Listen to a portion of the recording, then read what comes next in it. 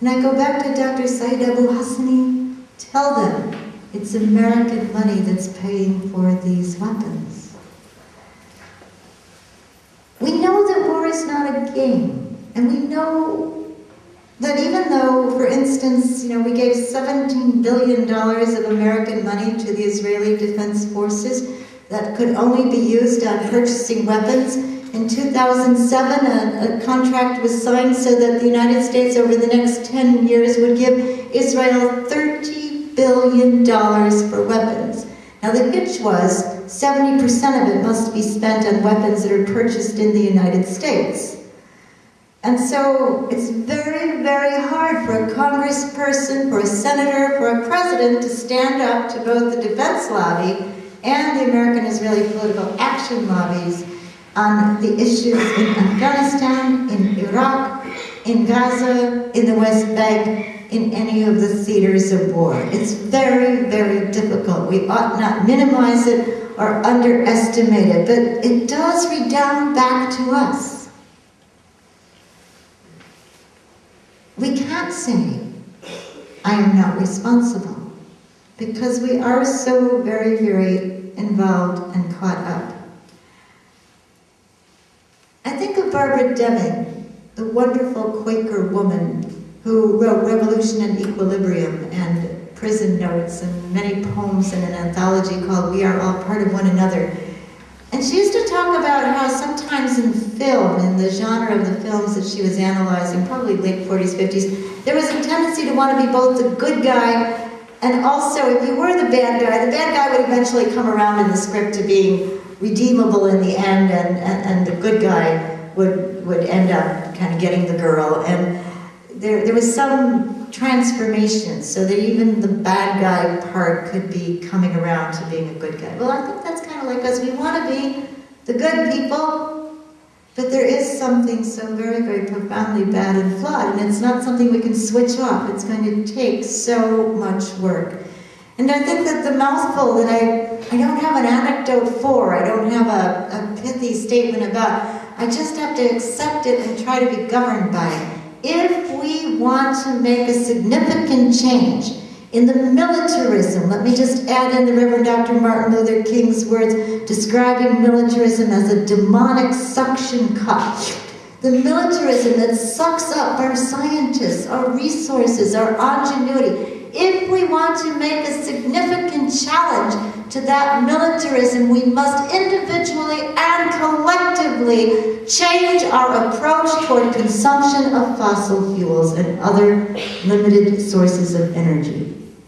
Change our approach toward consumption of fossil fuels and other limited forms of energy. If Iraq grew asparagus, would we ever have gone over there? And yes, the West Bank and Gaza, Israel are in pivotal places in terms of the transport of fossil fuels, of natural gas. It's a very pivotal place geopolitically. The United States, I believe, wants to be able to extend an arm of control over many resources and the control and pricing of resources that we keep telling our leaders we want to consume at cut rate prices. And do we want to tell our grandchildren? No, we didn't really want to change. We knew what you were heading into. We knew the world we were entrusting to you, a world based on petroleum and oil consumption. We knew that the fossil fuels were running out, and we didn't try to change it because we liked having our single cars, and we liked being able to travel without rationing ourselves, and we liked consuming like there would be no tomorrow. Of course we don't want to tell that to the grandchildren. And so I go back to Bessie, and I go back to liberating ourselves. And I just can't help but add in the footnote that today's New York Times says there are 7.3 million people in the United States in prison or under probation or on parole. The cost for imprisoning each prisoner is $35,000, and the amount spent in 2008 on the United States prison system, all told, was $48 billion, so we have a lot of liberating to do. But I suppose we are at a fork in the road. And it's hard to find that equilibrium that Barbara Deming spoke of, because when you're at a fork in the road, you want to keep one foot firmly planted in the midst of the people who bear the brunt of psychological and physical suffering, and one foot firmly planted in nonviolent resistance. And yet at the same time, I think it's hard to gain our equilibrium because we sense that so much is changing so very quickly, especially with this financial meltdown, I suppose, that we're experiencing. But my belief is that what we have as our advantage is the ability, and it's shown so much in this community, in AFSC, in Brandywine, in House of Grace, here at the parish, in the Catholic peace movement. We've seen it again and again and again, that people are willing to stand shoulder to shoulder. The hard news is, of course, we're standing shoulder to shoulder also with Salah Abu Halimi, bandaged from shoulder to wrist, with people who become new amputees, with Iraq Veterans Against War, some of them limbless, some of them facing tremendous PTSD. But shoulder to shoulder, I believe that we are in that time when we could overcome if we're honest and if we're adult and if we make it ever so clear, even to the beloved president who now is the world's chief arms exporter. Don't back off now, he needs us out there speaking up.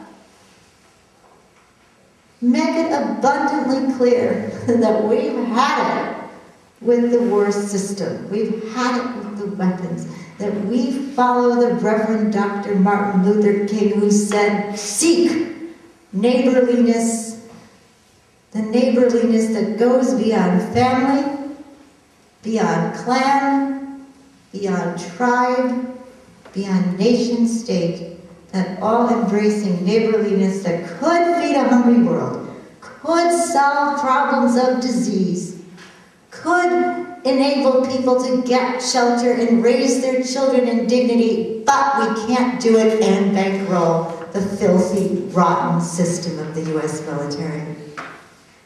And so it's my joy and privilege thinking that in the year 2050, the prediction is that the top languages in the world will be Chinese, Arabic, English is third, Malay is fourth.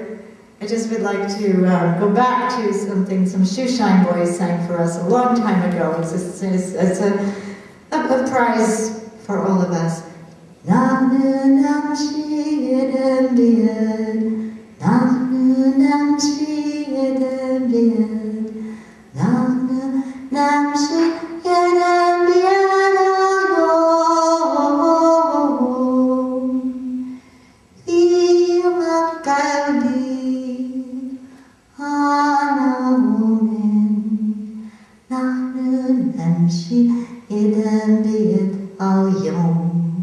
We'll walk hand in hand. So shoulder to shoulder, hand in hand, encouraged by prophets from many walks of life, let's bless the opportunity to work together for peace. Thank you.